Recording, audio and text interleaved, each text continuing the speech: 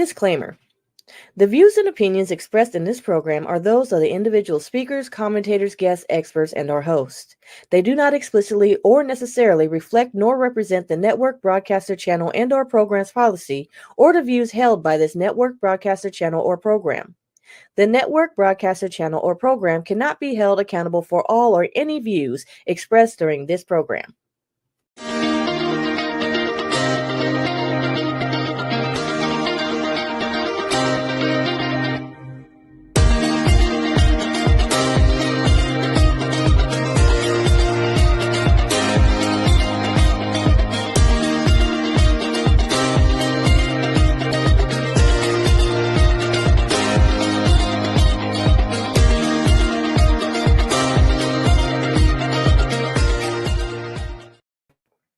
Hello, everybody. Welcome back to another episode of Fem Talk Nation. We are excited to be here. Let's bring in the ladies of Fem Talk. We have Dr. Melissa Simmons.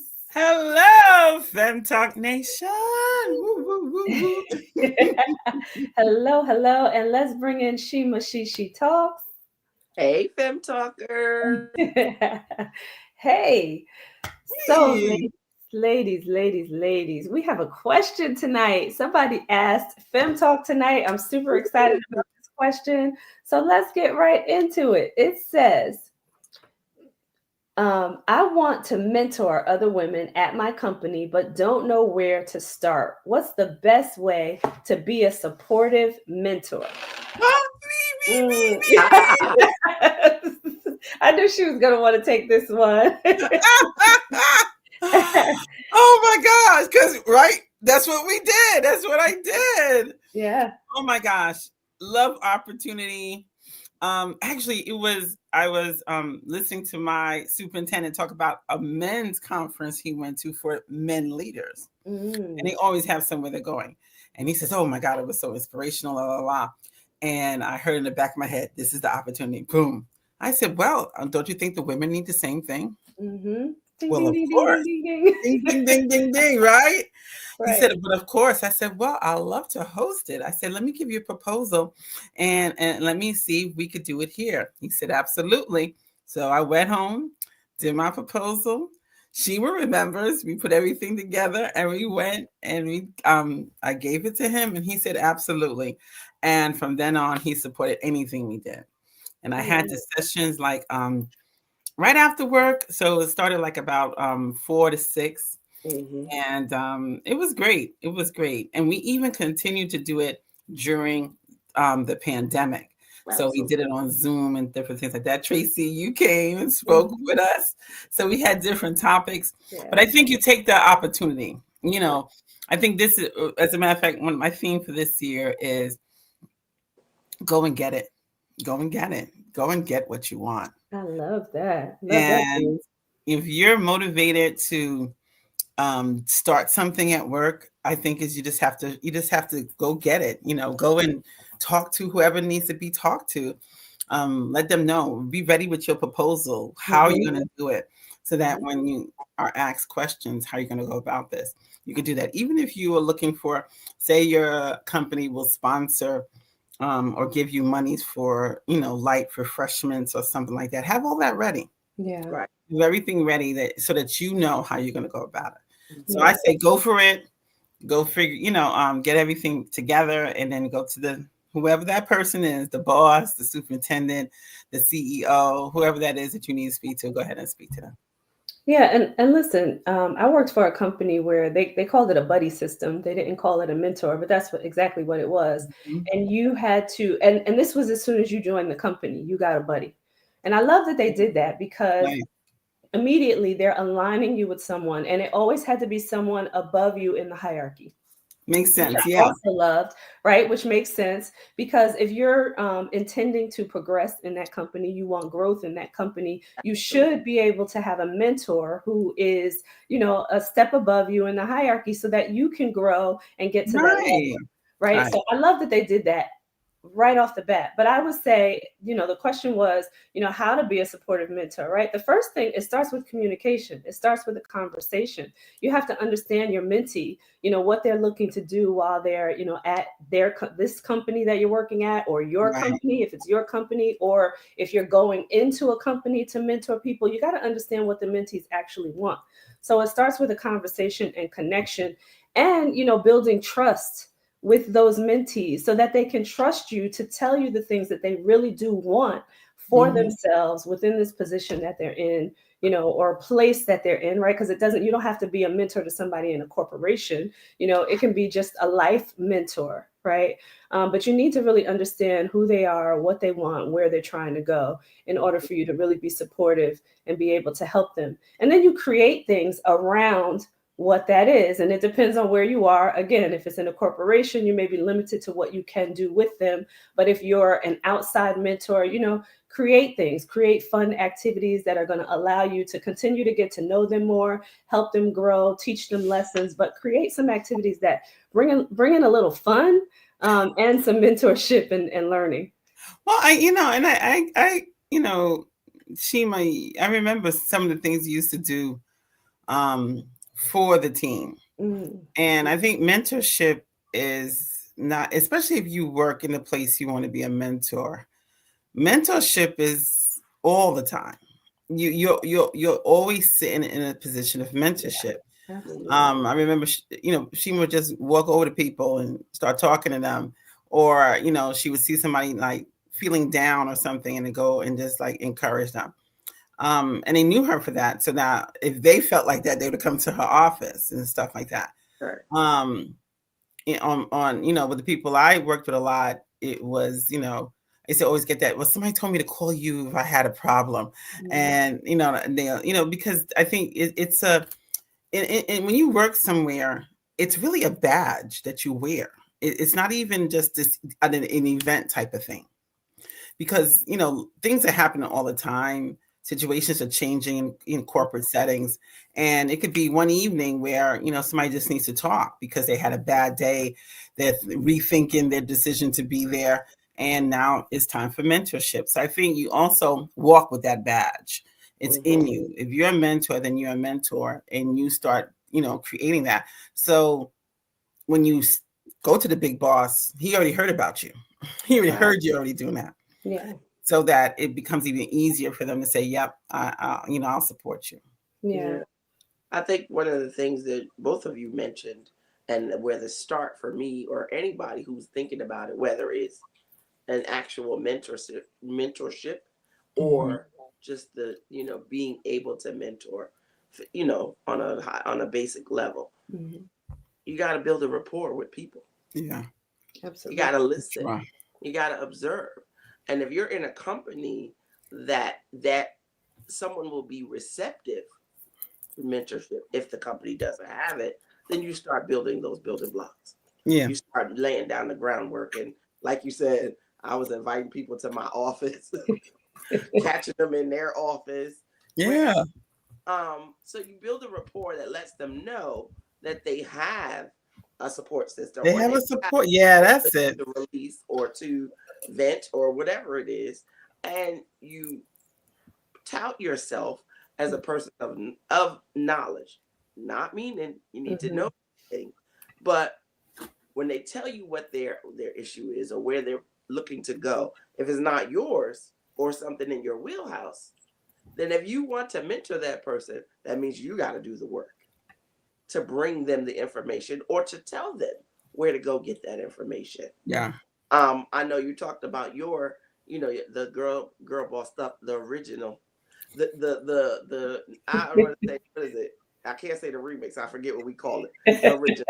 The 101. The 101. 101. You start, if you can't go to someone and have them allow you to create that environment, have an event, get the reception from the people who have come and feel like this is something that they can benefit from, and use their testimonials or reviews to let them know that we need this in our environment.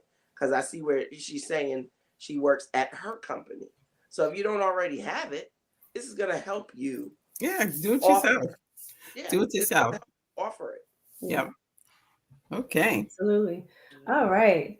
So now we know what we're going to do tonight. We have to talk about this. This is our hot topic.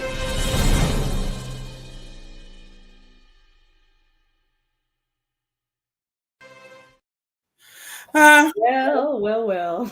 Go ahead, Dr. Melissa. I know you want to say it. Start looking around. I have no comment. I really don't. Look. All right, let me say it. Look, happy Martin Luther King Day. Yes. Right. Let me say it then. Listen, everyone. Donald Trump was sworn in yesterday as the 47th president of the United States. That happened, yes, on Martin Luther King Day. Yes, on a happy MLK Day is right. Thank you, Nick. But he was sworn in. You know, like him or not, right? He is the 47th president. That's just the reality of what's happening in this country at this time. I'll choose the second. So number 45 has now become also number 47. Yeah, and I guess that's how I have to refer to it because I don't say his name. Well, I'm not shy. I'll say his name. But well, in more important news, right? Our beloved Michelle Obama decided that she did not want to attend the inauguration. I love her. We did see because I did watch the inauguration, and you did see President Obama walking into the inauguration, and the Democrats got booed as they were walking in. So President Obama got booed. President Clinton and Hillary Clinton got booed when they walked in. Disrespectfully rude. Actually, yes, it was all rude. It was rude all the way around because it just shouldn't happen at all. It doesn't really matter. These are presidents. These are people. You know, in his worst day, nobody did that to him. Right. So you know, and this is why I'm. You know, I'll say it like this.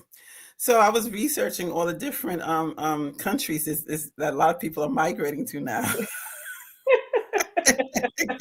Getting there, you know, new places to live. That's how I'm feeling about all of this. Listen, a coach of mine posed this question. I want to say 4 years ago. He said, and all of his clients are African American, and he said on this coaching call, he said, if we have to move, right, as a culture, right, if we had to move, are you prepared to make the move?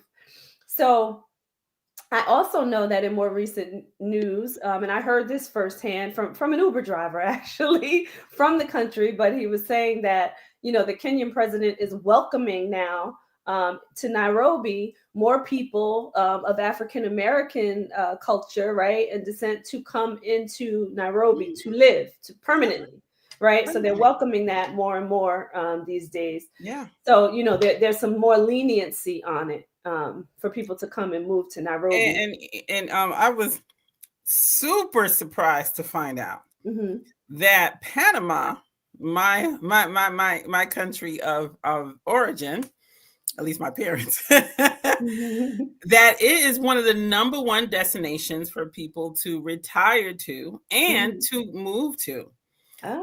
Just had 2 people go, and they both are going back and looking to buy property. I mean, and this was just vacation.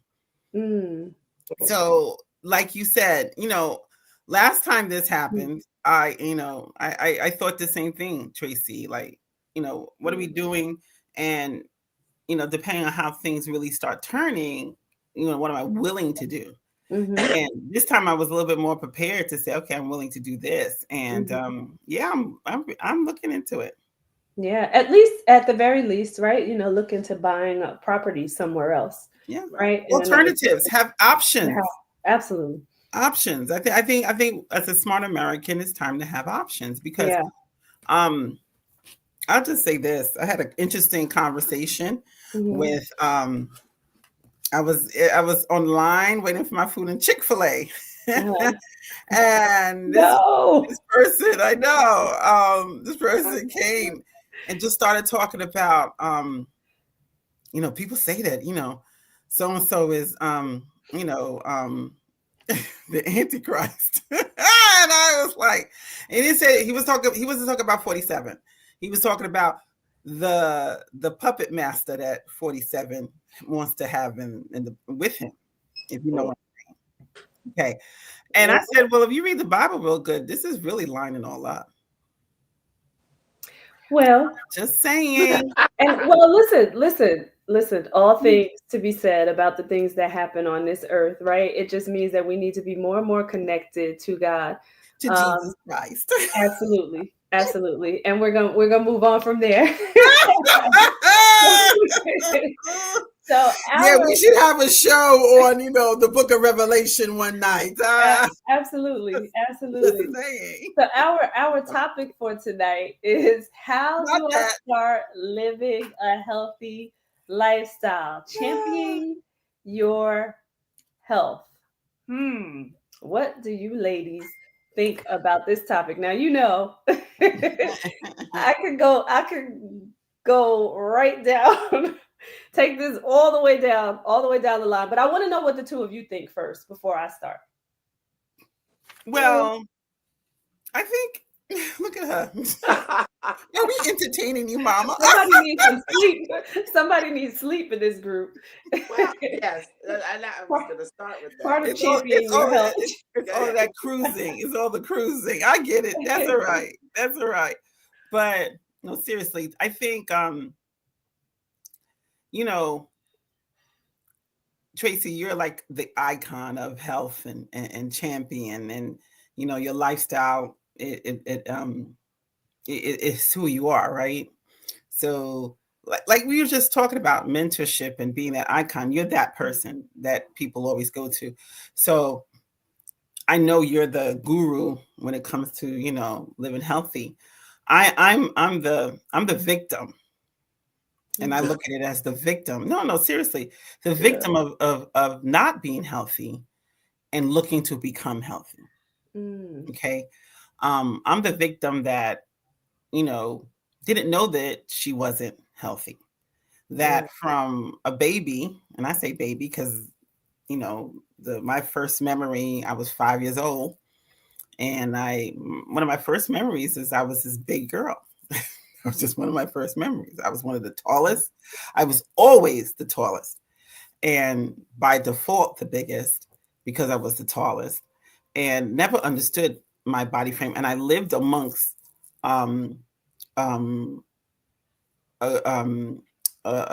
people that were by nature smaller. I lived around a lot of Hispanics, and by nature they're a smaller person. They're the body makeup, the average, Hispanic that I lived around was about 5'4", 5'5". That was tall, and it was small, petite people. Right. So I looked like a giant all the time amongst them.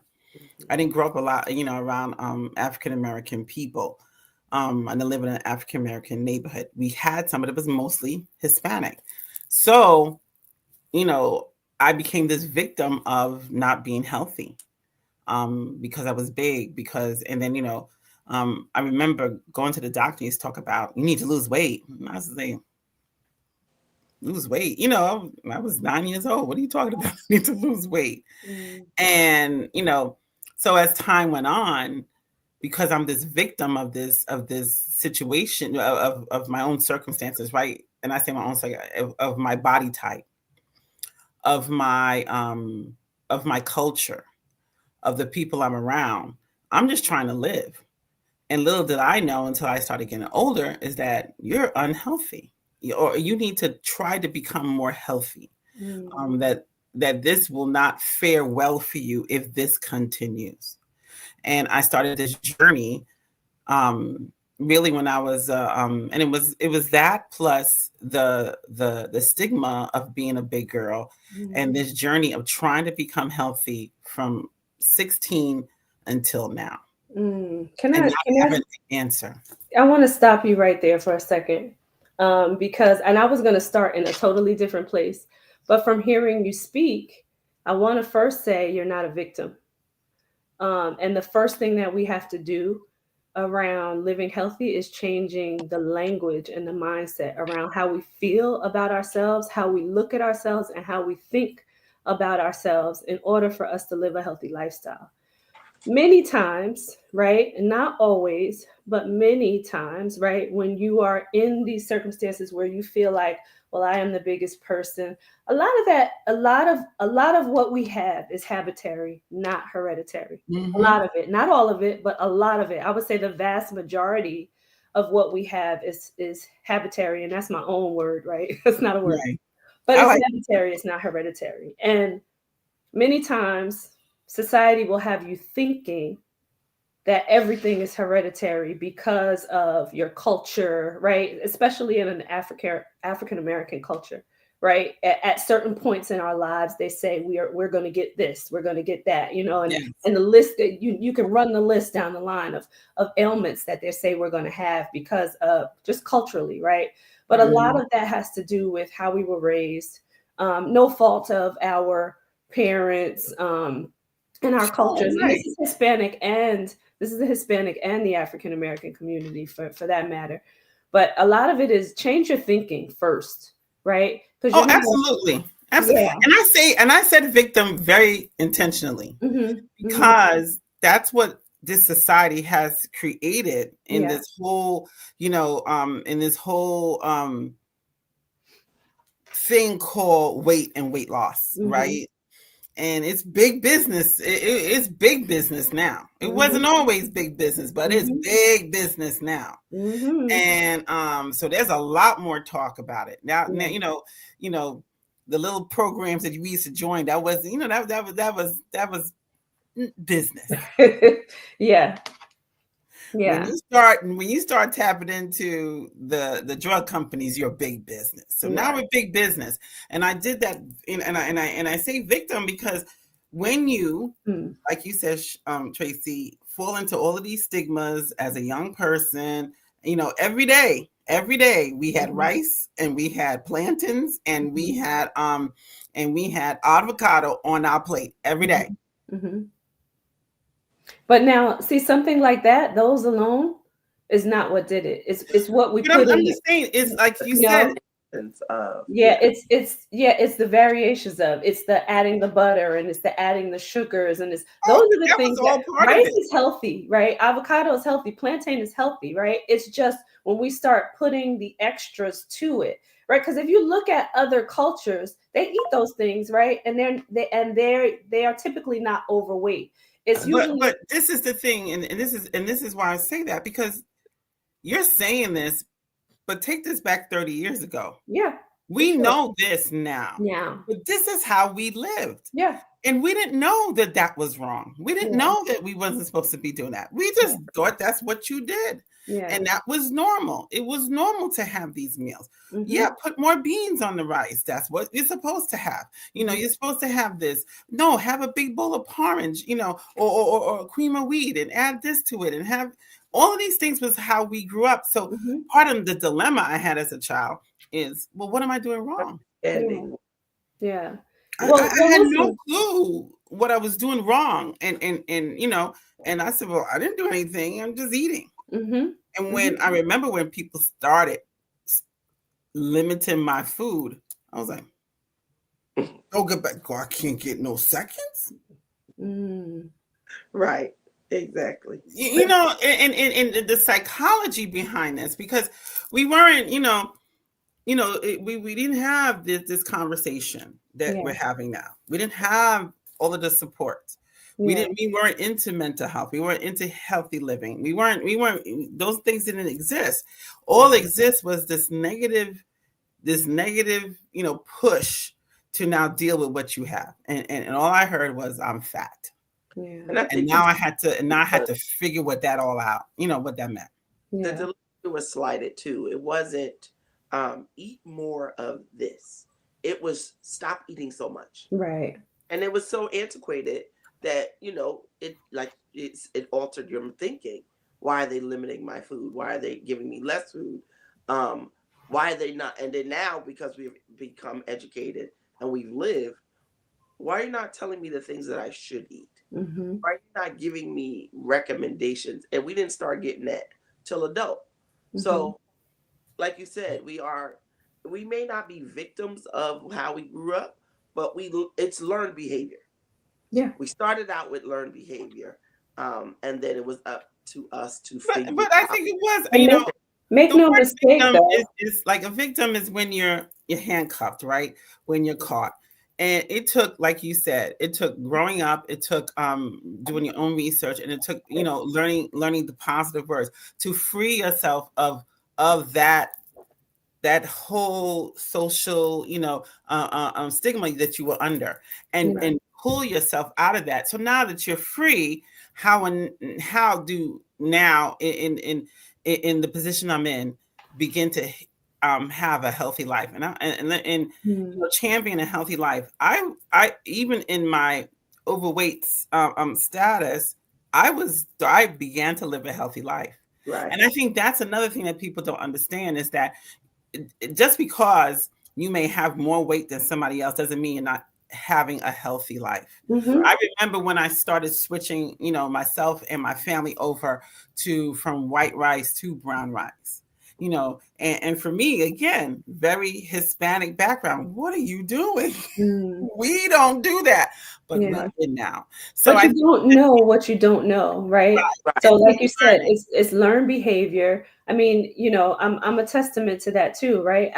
I did not know about health pre-cancer, right? Mhm. So, and I was forced to learn more because of my situation. But just like you said, I was eating. I didn't think that I was unhealthy. I was eating. I was eating what I Right. was accustomed to eating, and I've never been overweight, but I still wasn't healthy, right? So there's your Right. perfect example of, the weight doesn't measure whether or not you're healthy. There's a coach out there that put this question out there that I have kind of reiterated and resounded on social media as well, as, are you healthy or are you just not sick?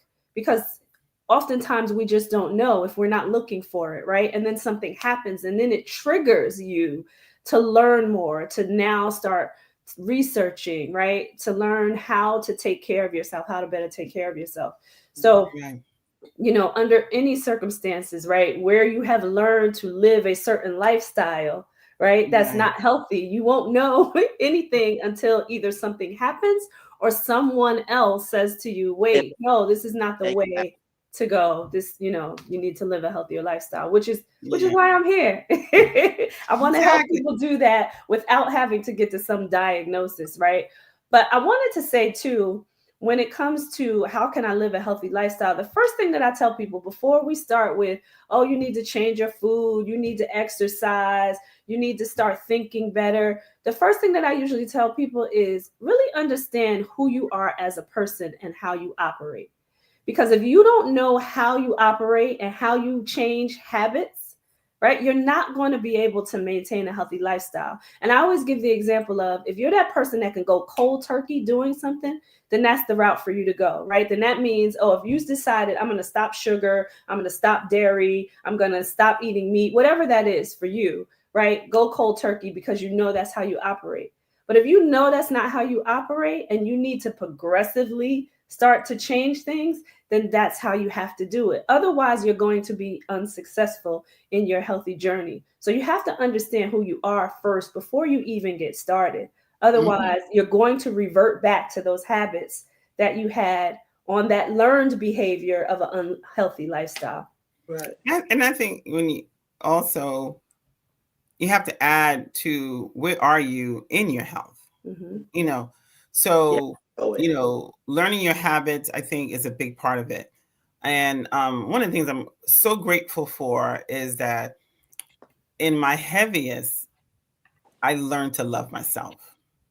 I learned to, enjoy who I was, and be satisfied with Mm-hmm. who I was, regardless of my weight. Yeah. And that was a hard journey that I went down to really learn that for myself. And I thank God for it, because He showed me that I am wonderfully and beautifully made. And it was then that I can now, Tracy, honestly look at now where I was and what I needed to do, and not beat myself up every day, Mhm. but celebrate whatever I was able to achieve and be honest about Yeah. it. And I love Yeah. that piece about the honesty that you mentioned, Tracy, knowing who you are. I'm a foodie. Mhm. How do I would never have said this back in the day, because in some people's head, isn't that obvious? And it's Mhm. not. It's Mhm. not. A Mhm. foodie is somebody that enjoys food, but that doesn't make you overweight.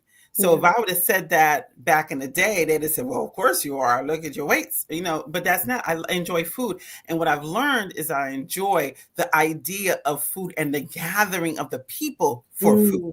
Yeah. So Origin of. this opportunity to gather your family, your Yeah. friends. When you let's celebrate a birthday. Okay, let's go out to dinner. That's what I enjoyed. I enjoyed the event that food would create, Yeah. or that you would work around food, That, and right. and that's where the foodie in me came from. But an understanding that was important. Yeah. And even in those circumstances, right? Once you understand who you are, once you can be honest, I love that you said be honest with yourself, right? Once you can be honest with yourself and you start to change those habits, even in those circumstances, right? You create different ways to live a healthy lifestyle while you Mhm. are gathering, right? Right. And once you start to do these things, right, the palate changes. Your body starts to require differently, right? Hmm. The Hmm. food, the exercise, and then create things around your family life or your gatherings that's going to allow you to still be healthy. Maybe it's drinking a mocktail, maybe it's having more of the vegetables than the starches, maybe whatever that is. I don't Hmm. know what that looks like until I talk to Right. individual people, right? But whatever that is, create something fun around that. Hey, Nick.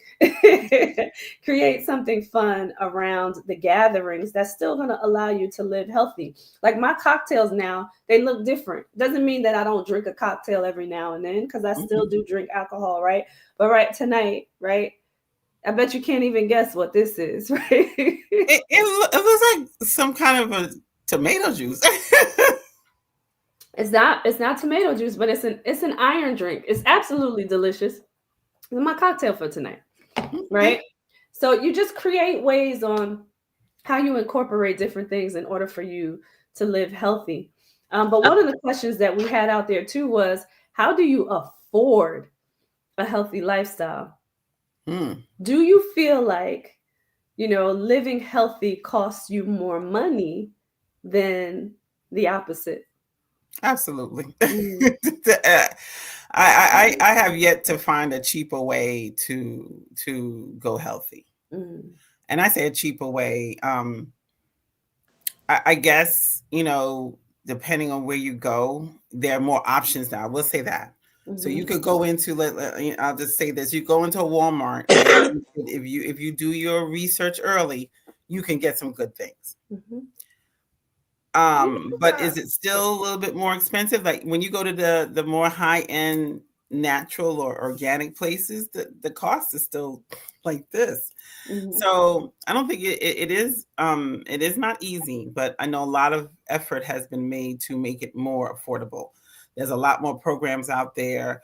There's a lot more, you just look online. There's a lot more mail home type of food programs that you could participate in, with a healthy twist to it. So I think that there's more opportunity out there, but I Mhm. do believe living healthy is not the cheapest way. Well, and I'm gonna, I like to play devil's advocate on things, right? I disagree to a certain extent, right? And the reason why I'm saying this is, if you are getting whole products, they're not really cheaper, like more expensive than anything else. Like if you're just buying, like I'm saying, a head of lettuce, you know some string beans, I'm just putting stuff out there, right? Like meat, even meat, right? Because you buy meat when you're cooking it healthy or unhealthy, but even the meat, right, is what you add to it that makes it unhealthy. So if you're buying whole food, it's not necessarily more Right. expensive I versus I have And to if agree. you go to a farmer's market, right? Because you guys, I know you guys both love farmer's market too. If you go to a farmer's market, actually the produce is better for you and it's cheaper than when you go to the grocery store. So if you're buying Whole Foods, it doesn't necessarily have to be more expensive. It's the other stuff. It's the what they call healthy in a box or a bag those things are more expensive I than think if you just buy Whole Foods. item for items, Mm-hmm. that actually, compare item for item, maybe lettuce and all the ingredients for a salad is more expensive than rice or a bag of beans or something like that. However, I think my mind, and that's only now, it focuses more on the amount of food that we eat. If you think about all of the bad food that we eat a lot of it. You eat it 3 or 4 times a day. You and I talked about this the other day, Tracy. We've both heard experts talk about how much we eat and how much we should not eat. Mm-hmm. So if you compare the amount or what we need to live as opposed to what we desire to Mm-hmm. eat, it's really not more expensive. Mm-hmm. You're eating less because you're eating a healthy amount, Mm-hmm. or I say dose, but a healthy amount of food, as opposed to large consumptions of food that's bad for you. Yeah. And we are one of the few countries, right, where the larger consumptions at mealtime happens, right? Other countries, That's you don't see that in other countries. They don't consume the large amounts of food that we do. They don't have the plate is not full like not at all. ours here in the United States.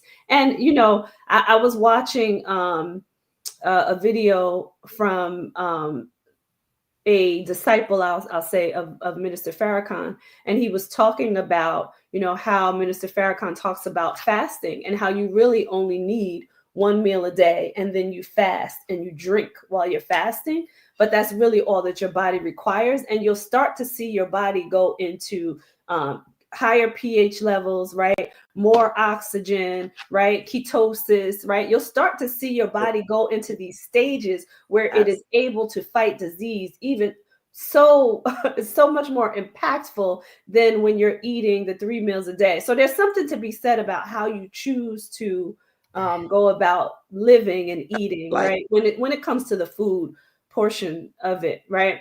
I went to a functional medicine doctor on Monday with my son. And after that, I actually booked an appointment for myself with him after that, because we had this conversation about taking calcium versus exercise. And what he said to me was, you can build your calcium by the exercise that you do. He was like, your bones are probably really strong. Because I was just asking, should I be worried about calcium now that I'm getting older? And he was like, no, your bones are probably strong because if you exercise, right, normally, he was like, they did a study where they took like 100 women, they put 50 in yoga and 50 did nothing. He said the 50 that did yoga 15 minutes a day built their bones. The ones that did not, they either stayed the same or their bone density decreased, right? So there's something to be said about when you start to incorporate a healthy lifestyle, and and this is 15 minutes a day yoga, right? So not a long period of time for you to be able to build your bones, especially if you're 40 and over, right? So there's things that we can do that are going to allow us to really live healthy, to help ourselves, champion our health without feeling like everything has to be so rigorous. It doesn't have to be so expensive. It doesn't have to be, running the marathon. I like to use that as an example. It doesn't have to be so rigorous in order for us to actually live healthy. There's small things, small chunks that we can do that are going to allow us to make changes in our bodies, in our minds, and our spirits in order for us to be healthy. Your original question was, how do you start? Just do one thing. You just start. You just start. You just I will say this. That's why I love Nike, right? Just do it. That's really what it's all about. Just do it. But what I will say is, and I agree. You just start. You just start.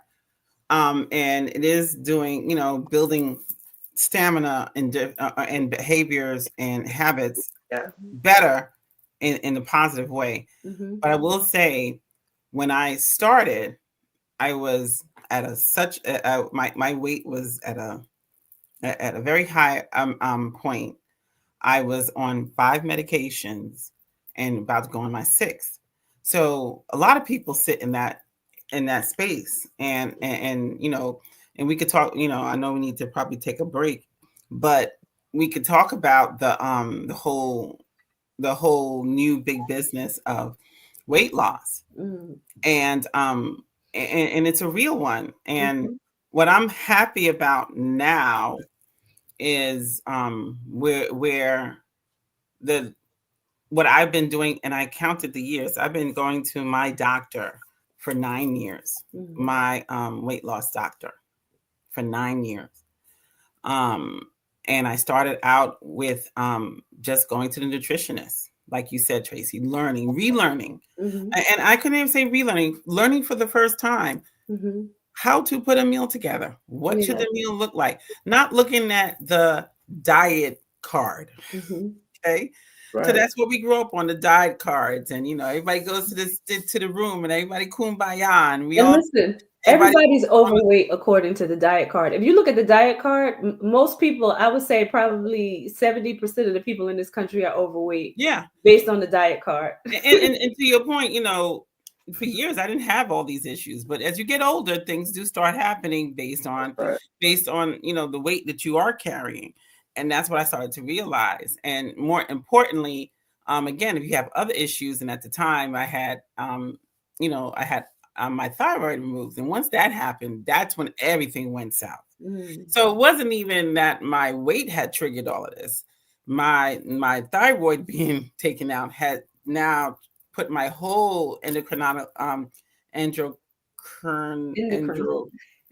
system haywire. Thank you for that word.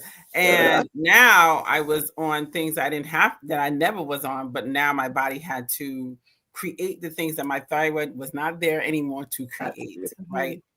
So learning now, and now managing my weight became that much more important. Right. But not just managing it, losing weight. And I'm going to be real clear. I had to lose weight. There was, and at first I was against, when I started with the doctor, I was against surgery. I was against medication, all of that. But 2.5 years in, still on all this, getting more medications, still on medications, and then trying to be put on. The doctor wanted me to go on another one. I said enough is enough, and I said, okay, talk to me about the weight loss medication and surgery, because now I knew time was against me. Meaning, there comes a time where you're taking all these medications, and your body is being broken down, worn down, because of everything that now the medications in your body. Talk about unhealthy, right? All of these things in your body trying to, as a nurse once told me, just deal with the symptoms. They're not curing you. You're just dealing with symptoms. Yeah. They're just trying to level out the symptoms so that your numbers would look right, but you're not being cured. Yeah. And I think when I heard that from the nurse, I said, okay, yeah, I got to do something.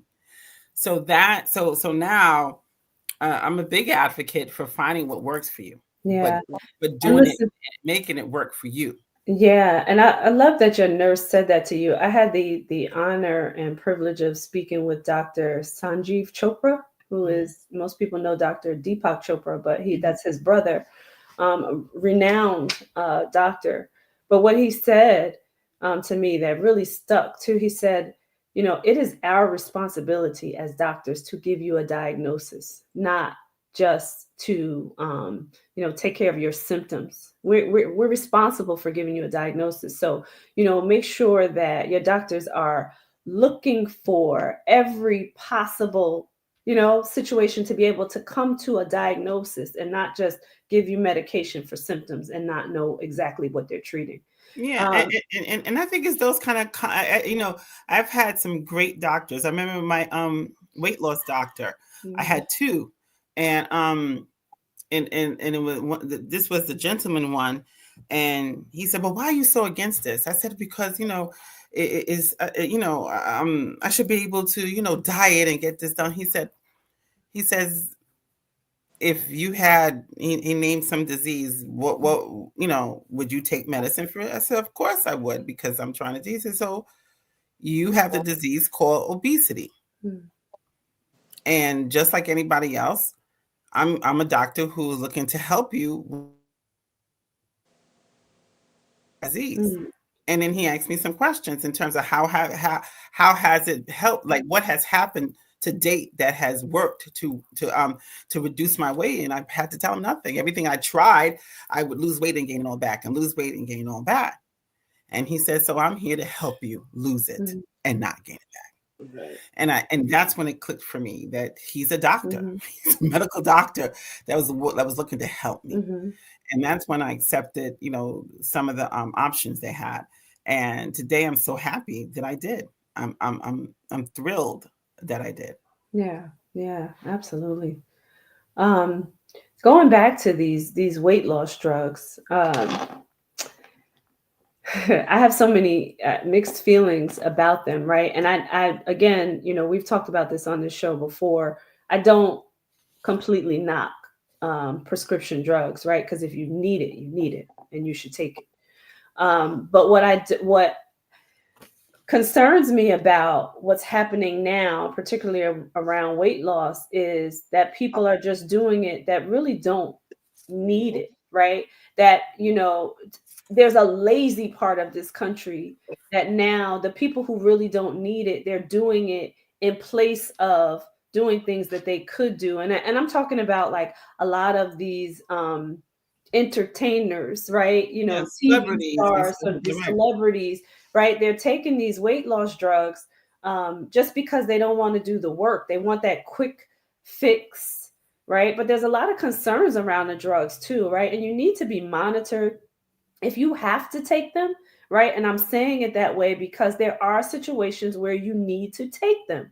But if you have to take them, you need to be working with your physician. It needs to be monitored. And you need a physician like Mimi just mentioned, one who actually cares, who's trying to get to the bottom of your illness versus just giving you something to appease what you're trying to do with your body, right? So I just wanted to mention that, right? Because people are using these things kind of like for sport now. It's like it's in place of a workout, or it's in place of, completely eating properly, or it's in place of, and it shouldn't be. And there's a lot of side effects around these drugs that are really concerning. So I want to say to people out there, if you don't need them, don't take them, and work with your physician first to understand what's happening in your body before you decide to take a drug, or before you start asking your doctor for a drug. And for the doctors who are out there just giving it to people that don't really need it, right?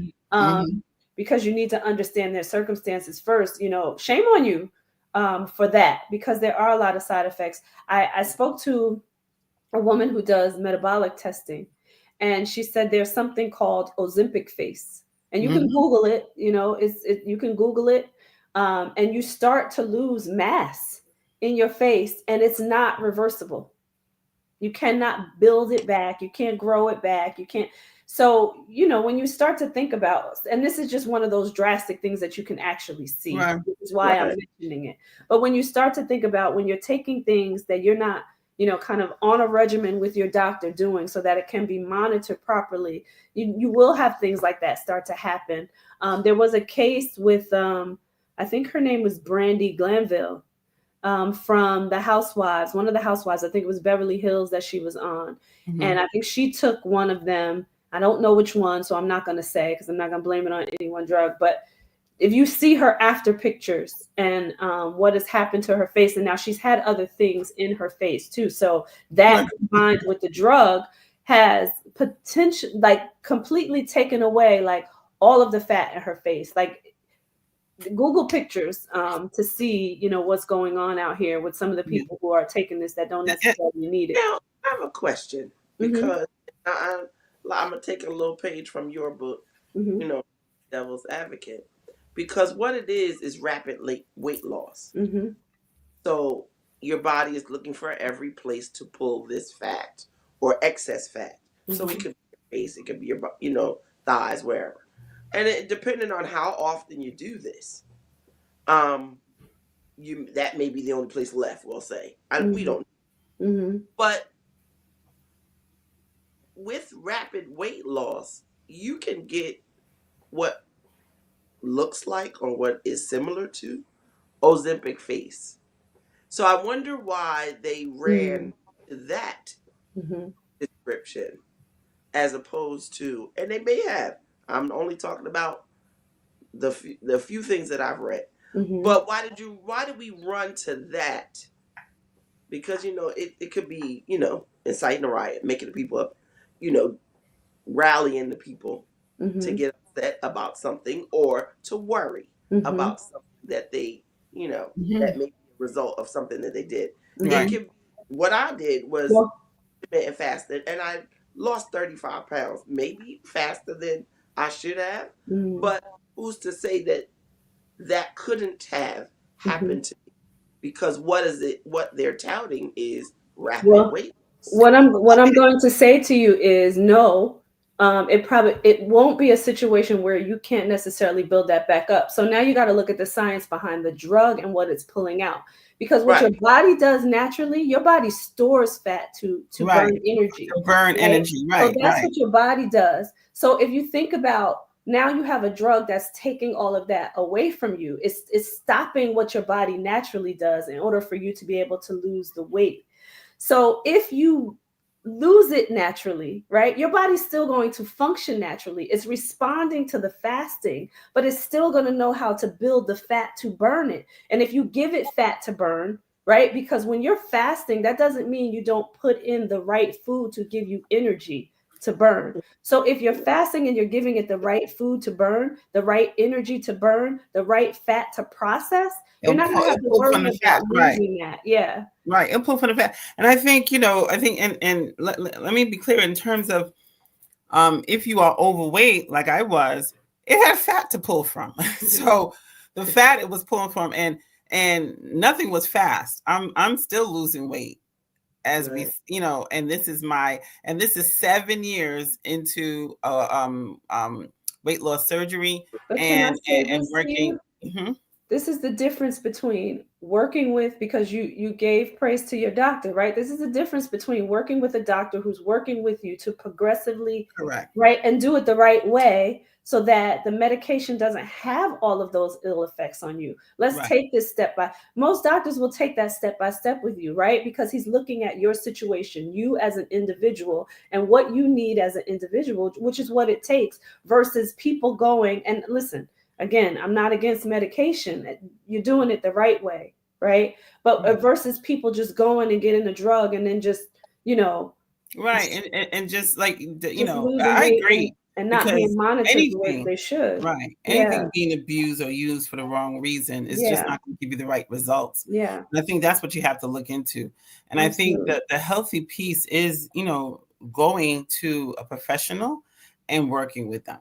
Absolutely. I think, for us that, that struggle with weight, I think it's something that you definitely should do and definitely look into, because, when we try things ourselves, it's just not sustainable. I found, for me, it's not sustainable. And I didn't want to. I remember, my doctor, I know we're about to end, but I remember my doctor asked me one question. And I said, I want to be healthy. I want to live long and I want to be healthy. Right. And that was my bottom line. And when she said, okay, let's work with you. Yeah. And that's why I'm still with the same doctor. And we talk she knows me. Hey, Melissa, I'm the one, by first name now, because I'm there all the time. Yeah. So now we talk, and not just her. I have my cadre of doctors that all know what I've done, and they all work together with me. And you know, they look at my, you know, all of my testing, and they're always testing, always doing blood work and testing my, you know, my levels in all areas. And, you know, And and that's I'm what it healthy. takes. And Yeah, that's what it takes. It that's what takes it this takes. real effort. So Yeah. getting healthy is not just a one quick fix. Right. It's a total look at yourself. What are you looking to accomplish? And don't feel like, you know, don't feel that you can't go to people to get help. Professionals like you, Tracy, you know, doctors. I've gone to naturopath doctors, you know, shout out to Dr. Shantae. You know, there's people you can go to that can help you on this journey. And it is a journey. Yeah.